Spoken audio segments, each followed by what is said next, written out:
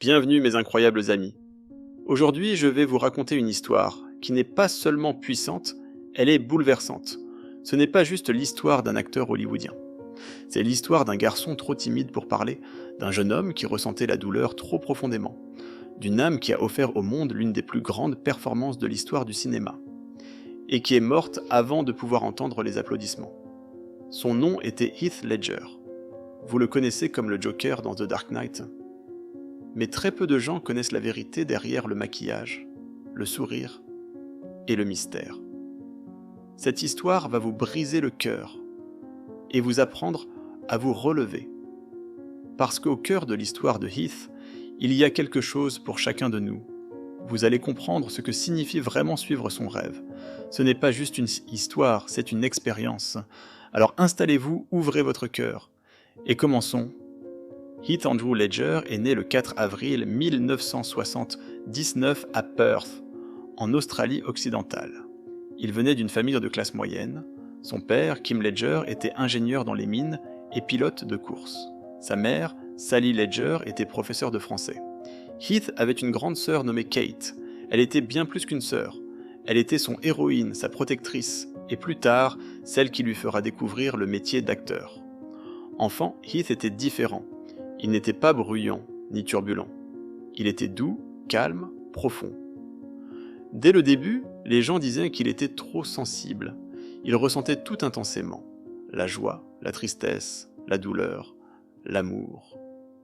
Et dans un monde qui dit souvent aux garçons d'être forts, Heath ne savait pas cacher ses émotions. Et surtout, il ne le voulait pas. À seulement 10 ans, le monde de Heath a changé.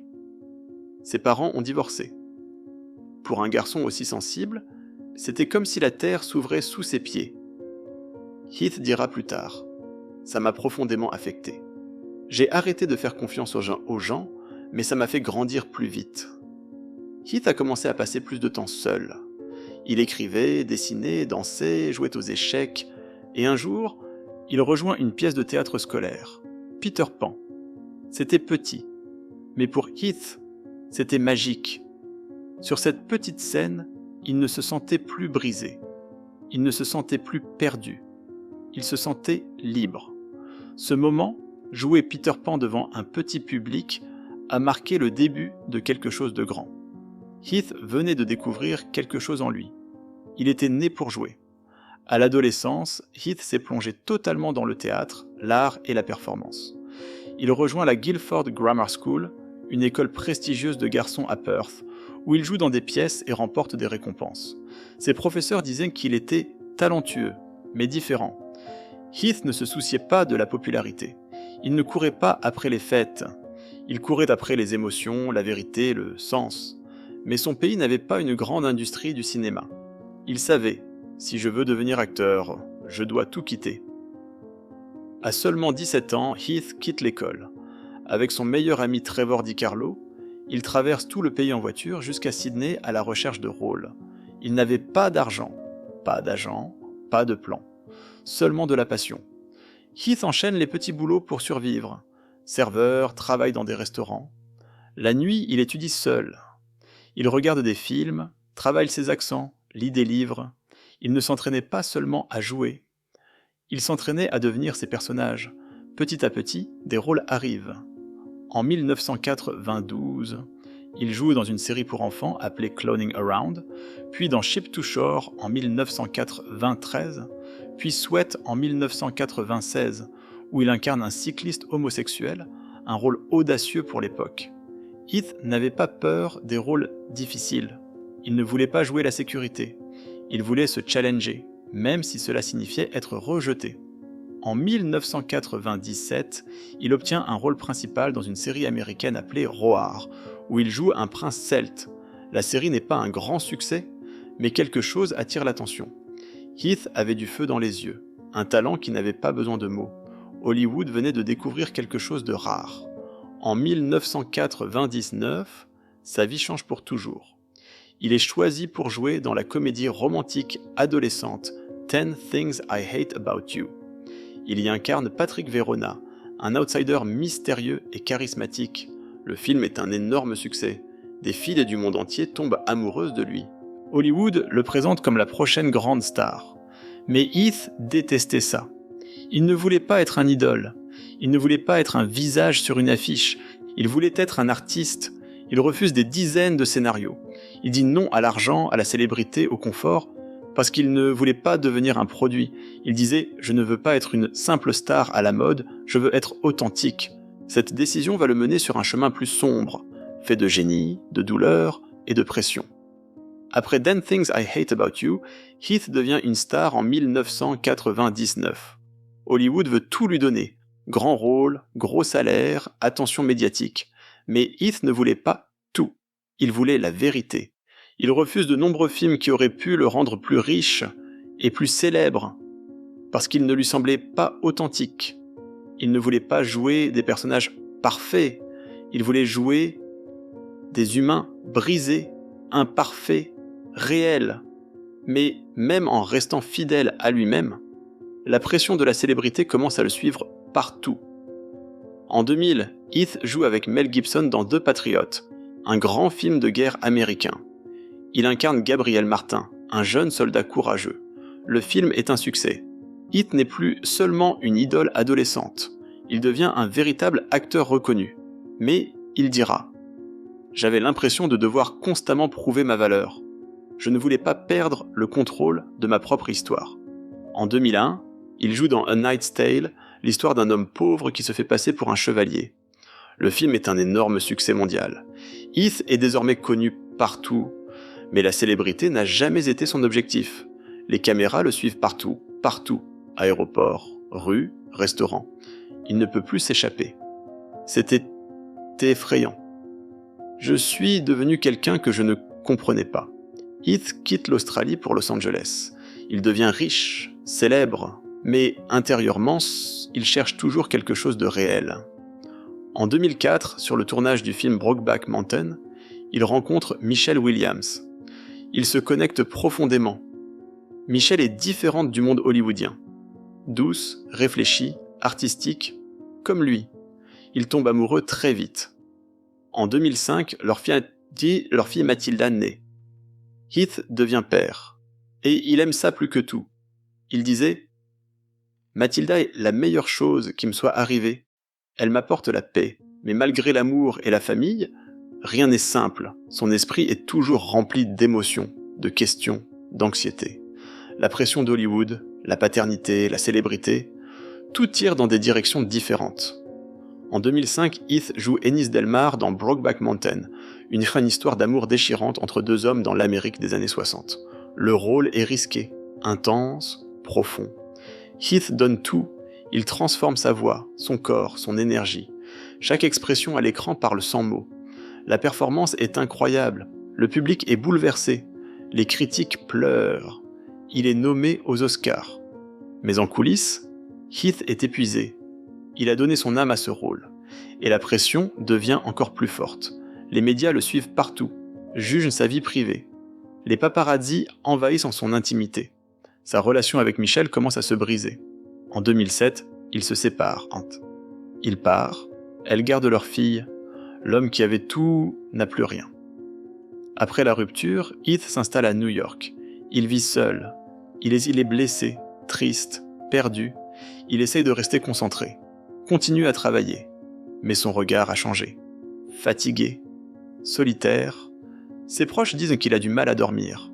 Il commence à prendre des somnifères et des médicaments. Certaines nuits aussi, il ne dort pas du tout. D'autres nuits, il mélange médicaments et alcool. Pas pour se détruire, juste pour éteindre son esprit. Il dira un jour « Mon esprit ne s'arrête jamais. Je n'arrive pas à le calmer. » En 2007, Heath Ledger interprète l'une des versions de Bob Dylan dans le film I'm Not There. Le film mettait en scène 6 acteurs incarnant différentes facettes de l'identité de Dylan. Le rôle de Heath était sombre et émotionnel, celui d'un homme traversant une rupture et une crise intérieure. C'était trop réel, et peut-être que c'était parce que ça l'était vraiment. Heath vivait la même douleur dans sa propre vie. Il ne pouvait plus séparer le jeu de la réalité. Ses rôles le blessaient, et en même temps, il le guérissait, puis arriva le rôle qui allait le rendre immortel. Christopher Nolan, le réalisateur de The Dark Knight, voulait que Heath joue le Joker. Au début, les gens étaient confus. Heath, le garçon timide et sensible venu d'Australie, jouait le méchant le plus terrifiant du monde? Mais Nolan croyait en lui. Et Heath a pris ce rôle très au sérieux, plus que n'importe quel autre rôle auparavant. Il s'est enfermé dans une chambre d'hôtel pendant 6 semaines. Chaque jour, il écrivait dans un journal avec la voix du Joker. Il a étudié des psychopathes, regardé des documentaires, créé lui-même son maquillage et son rire. Il voulait disparaître complètement dans l'esprit du Joker. Et il l'a fait. Je dormais peut-être 2 heures par nuit, dira T. Hill pendant le tournage. Mon corps était fatigué, mais mon esprit ne s'arrêtait jamais. Même quand la caméra s'arrêtait, le Joker ne le quittait pas. La douleur, la voix, la folie, tout restait. Heath a livré une performance si puissante, si terrifiante, si parfaite, que même les acteurs sur le plateau étaient choqués. Il ne jouait pas le Joker, il était devenu le Joker. Mais à l'intérieur, il s'affaiblissait, il était vidé émotionnellement. Il continuait à prendre des médicaments pour dormir. Il vivait dans une tempête. Et personne ne savait à quel point c'était grave. À la fin de 2007, Heath Ledger avait terminé le tournage de sa plus grande performance, le Joker dans The Dark Knight. Tout le monde sur le plateau disait la même chose. On n'a jamais vu un jeu d'acteur comme ça. Heath avait donné plus que 100%. Il était devenu le personnage. Mais après le tournage, il n'arrivait plus à revenir à la normale. Le Joker l'avait changé. Il disait que ce rôle avait réveillé quelque chose de sombre en lui. Il dormait à peine 2 heures par nuit. Il n'arrivait pas à se détendre. Il était constamment épuisé, physiquement, mentalement, émotionnellement. Il a commencé à prendre des médicaments prescrits pour l'anxiété, la douleur et le sommeil, Ambien pour dormir, Xanax pour l'anxiété, Valium et des antidouleurs comme l'oxycodone et l'hydrocodone, mais il ne faisait pas la fête. Heath n'était pas un drogué, c'était un homme qui essayait de calmer son esprit, un homme qui avait tout donné à son art et qui se sentait désormais vide. Début janvier 2008, Heath vivait dans un appartement loué dans le quartier de Soho à New York. Il faisait froid. Il était souvent seul. Il tournait un nouveau film, The Imaginarium of Dr. Parnassus, réalisé par Terry Gilliam. Il revenait de Londres après un tournage difficile, sous un mauvais temps. Il était malade, infection pulmonaire, il toussait beaucoup, il se sentait faible. Ses proches disaient qu'il avait l'air très fatigué. Malgré tout, il essayait d'aller bien. Il passait du temps avec sa fille Mathilda dès qu'il le pouvait. Il aimait toujours profondément Michelle Williams, même s'ils étaient séparés. Mais quelque chose n'allait pas. On aurait dit qu'il portait un poids invisible, un poids que personne ne pouvait lui enlever. Le 22 janvier 2008, dans l'après-midi, Heath était dans son appartement à Soho. Sa femme de ménage et sa masseuse arrivent vers 12h30. Au début, elle pense qu'il dort. Elle l'appelle. Aucune réponse. Elles essaient de le réveiller. Rien. Elles comprennent que quelque chose ne va pas. Elles appellent les secours. Mais il est trop tard. À 15h36, Heath Ledger est déclaré mort. Il avait seulement 28 ans. La nouvelle se propage comme une traînée de poudre. Personne n'y croit. Heath Ledger. Le génie, le Joker, mort, le monde entier se fige. Fans, acteurs, réalisateurs, même ceux qui ne le connaissaient pas ressentent une profonde tristesse. Que s'est-il vraiment passé ? Après enquête, la cause officielle est annoncée. Une intoxication aiguë due à un mélange de plusieurs médicaments prescrits. Antidouleurs somnifères, médicaments contre l'anxiété. Pris ensemble, ce n'était pas un suicide. Il n'y avait pas d'alcool, aucune drogue illégale. C'était une overdose accidentelle.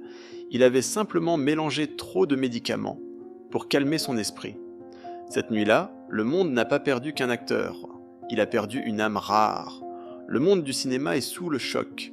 Michelle Williams déclare « Heath était une personne magnifique, pleine de joie, d'énergie et d'amour. » Christopher Nolan dit « C'était l'acteur le plus engagé avec lequel j'ai travaillé. Des milliers de fans se rassemblent devant sa maison. Fleurs, bougies, lettres. En Australie, des gens pleurent dans les rues. Quand The Dark Knight sort en juillet 2008, le monde comprend. Ce n'est pas juste un film, c'est un chef-d'œuvre. Et son Joker, légendaire, terrifiant, intelligent, inoubliable. Beaucoup disent, c'est le meilleur Joker de tous les temps. En février 2009, aux Oscars, Heath Ledger reçoit l'Oscar du meilleur second rôle, à titre posthume. Sa famille monte sur scène. Sa mère dit « Rien ne l'aurait rendu plus fier que d'être le père de Mathilda ». La salle entière est en larmes. Aujourd'hui, sa fille Mathilda est adolescente. Elle a son sourire, son regard, son esprit. L'histoire de Heath Ledger n'est pas juste celle d'un acteur. C'est celle d'un rêveur d'un garçon différent. D'un homme qui ressentait tout intensément d'un artiste qui a tout donné. Même sa vie, il nous a appris que la grandeur vient souvent avec la douleur. Les vrais artistes ne cherchent pas la célébrité, ils cherchent la vérité, et que certaines étoiles brillent tellement fort qu'elles ne durent pas longtemps.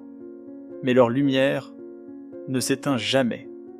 Heath Ledger n'est pas devenu immortel à cause de sa durée de vie, mais à cause de la profondeur avec laquelle il a vécu, et de tout ce qu'il a donné. Et au final, l'histoire de Heath Ledger n'est pas juste celle d'un acteur, c'est celle d'un homme qui a ressenti la vie, plus profondément que la plupart d'entre nous. Un homme qui n'a jamais voulu être parfait, mais qui voulait être vrai, donner tellement de soi qu'il ne reste plus rien. Aujourd'hui encore, quand on regarde The Dark Knight, on ne voit pas seulement le Joker, on voit une âme, une douleur, une vérité. Et au fond, la vraie question n'est peut-être pas « Pourquoi est-il parti si tôt ?», mais plutôt « Qu'est-ce qu'il nous a vraiment transmis ?» Parce qu'au final, il ne nous a pas laissé juste un rôle, ni un simple souvenir. Il nous a laissé une leçon. Suis ton rêve, même si le monde ne te comprend pas. Sois toi-même, même si c'est difficile. Et surtout, n'oublie jamais de prendre soin de toi. Parce que même les personnes les plus fortes ont parfois besoin d'aide. Si cette histoire t'a touché, prends une seconde. Respire. Regarde autour de toi. Et rappelle-toi que la vie est précieuse. Et toi, qu'est-ce que tu ferais si tu avais une seule vie à vivre? Vraiment. Abonne-toi pour plus d'histoires vraies, puissantes et inspirantes. Parce que certaines histoires ne doivent jamais être oubliées. À très bientôt.